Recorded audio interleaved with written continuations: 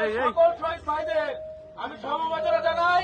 এই আন্দোলনে আহত সকল ভাইদের আমি হুঁশিয়ার দিয়ে বলতে চাই, মোদির কোলে বসে থেকে ঢোল বাজাবে আর আপনি ঘুঙুর পায়ে দিয়ে বাংলার মাটিকে অশান্ত করবেন, এই ধরনের পরিকল্পনা বাংলার মাটি ছাড়ুন। বাংলার মানুষ আর আপনাদের চায় না, তার প্রমাণ হয়েছে গণ অভ্যুত্থানের মাধ্যমে। আমি আরো বলতে চাই, আপনারা যারা এই অপকর্মের সাথে জড়িত, আপনাদের সকলের বিচার এই বাংলার মাটিতে হবে।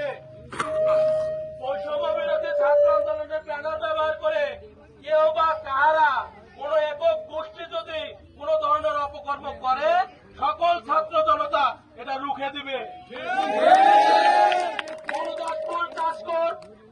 বিলশা থেকে ঘুমদিপুর যে এলাকায় আওয়ামী লীগের কুলাঙ্গারদের দেখতে পাবেন, ওদের গণপিটুনি দিয়ে পুলিশের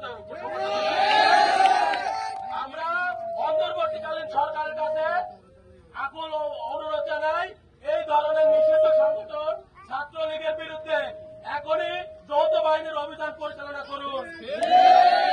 আওয়ামী লীগের পুলিশ ছাত্রলীগের ঠিকানা এই বাংলায় হবে না। আপনি ৭৮ বছরের মহিলা, আপনার পাশাপাশি 11 বছরের কন্যা আমাদের হারিয়ে যায়,